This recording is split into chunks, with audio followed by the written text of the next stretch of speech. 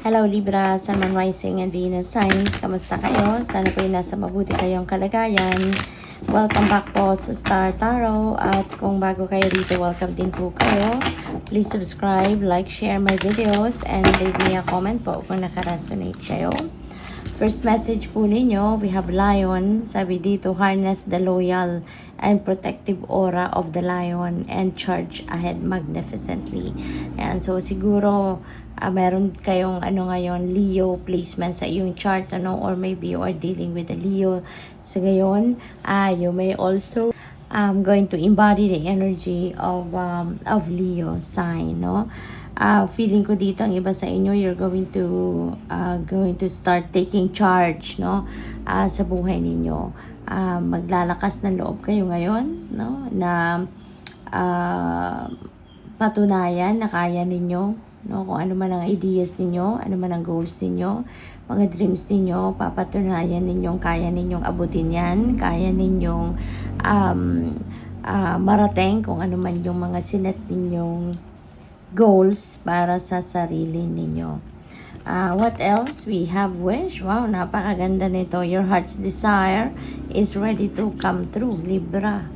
Meron ng tawag dito, meron ng magka-come to fruition, na wishes ninyo. So kung ano mang mga wants ninyo rito that is coming true, that is coming to fruition, that is coming towards you na, kaya napakasaya, napaka-exciting nito. Kasi kung ano man ito na mga wishes ninyo, ano yung mga wants ninyo, yan ay maaring ibigay na sa inyo sa ngayon. We have lovers. There are two paths ahead. Be true to yourself. Okay? Baka meron ditong manliligaw sa inyo, no? Kung lalo na kung single pa kayo, baka merong manliligaw and po pwedeng kailangan ninyo dito na magdesisyon. Kailangan ninyong mamili, kailangan ninyo na mag-isip mabuti, no? At alamin dito sa mga taong ito, kasi hindi lang isa yung pagpipilian ninyo, ay hindi lang dalawa, 'di ba? Kundi siguro mas marami pa diyan ang maaaring paparamdam siguro sa inyo. Kaya dapat isipin ninyo kung ano talaga yung gusto ninyo or kung sino talaga yung gusto ninyo, kung sino yung nagpapatibok talaga ng inyong puso. So, tignan natin kung ano pa ang mga messages ninyo for today. And by the way, I would like to say hi and shout out po sa ating beloved channel member na si Maria Yui 3981. Thank you po for supporting my channel. And kung doon po sa mga interesado na mag-member sa channel, i-click nyo lang po yung join button po sa baba ng video. Thank you. So, we have rest and rejuvenate. Yan. So, parang there is a need for you to rest and rejuvenate. Magpahinga, mag-recharge. Libra, baka na-stress na kayo, no? Baka mayroong stressful situation na pinagdaanan kayo lately. Kaya kailangan na ito na muna yung gawin ninyo. Kasi, syempre, kailangan natin ng balanse, diba? So that we can focus on various things, no? Various areas of life na kailangan natin ng nabigyan ng oras, ng panahon at attention. So, we need to be on top of our health. Kaya kailangan na ibalik ang balanse, kailangan laging rejuvenated kayo, lagi kayong recharge para kahit ano man ang pagkakaabalahan ninyo, sa iba't ibang parte ng buhay ninyo, you'll be able to execute, diba? Or you'll be able to perform the job, diba, ng maayos, no? You will be efficient as well. So, at saka maganda yung pakiramdam. So, we have a spiritual union. Ayan. So, may lovers tayo, may spiritual union. So, this signifies talaga na merong partnership, no? At yung partnership na to could be love and romantic partnership kasi nga meron tayong lover. So, for some of you dito, lalo na kung kayo ay single pa, so most likely, papasok kayo sa bagong love and romantic relationship sa ngayon.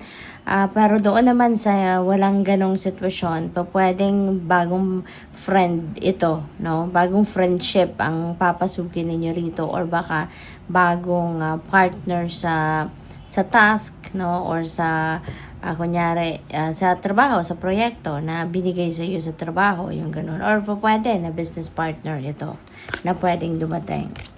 We have movement, choices, and decisions. And so, this could be related to different things, no, or different areas of life. Pwedeng financial decision ang kailangan ditong pagdesisyonan. Pwedeng marriage, na may dalawang sing-sing. So, pwedeng baka mag-iisip kayo, ready na nga ba ako mag-settle down? Am I ready to get married? Yung mga ganon, no? And those are important decisions. Those are, ang tawag dito, malaki, no? That is a huge decision that you need to make, okay? Kaya kailangan na pag-isipan mabuti. Alright? So, tingnan natin kung ano pa ang mga mensahe para sa inyo. So, we have inflow with money. Wow. So, napakaganda. Meron paparating na pera. Merong pwedeng yung decision na to, this is a financial decision. Pwedeng merong pagkakagastusan or merong financial opportunity siguro na pumasok at yun ang pinag-iisipan ninyo at pagdedesisyonan if you are going to take it or not, you know. Or pwedeng decision ito related dito sa inflow with money na pwedeng merong blessings na dadating, financial blessings, and pagdedesisyon na ninyo where you're going to put the money, diba? Saan ninyo ito ilalagay? Saan ninyo ito ilalagak? Diba? Paano ninyo ito i-manage? Yung mga ganun ba? We have balance. Ayan. So, balance, rest, and rejuvenate. Definitely, magkadugtong sila. So, tulad ng sinabi ko kanina, kailangan natin ng balanse sa buhay, diba? So, in this case, since meron kayong rest and rejuvenate, sigurado na merong mga imbalances na nagmamanifest sa buhay ninyo sa ngayon. Kaya inimbitahan kayo na keep the balance, no? Keep the balance or maintain the balance in your life para lagi lang kayong nasa mabuting sitwasyon, nasa magandang pakiramdam lang kayo, nasa maganda at maayos na state of your health kayo, yung ganon, okay? So, kasi dapat lagi nating tatandaan na lahat ng areas of life natin needs time and attention.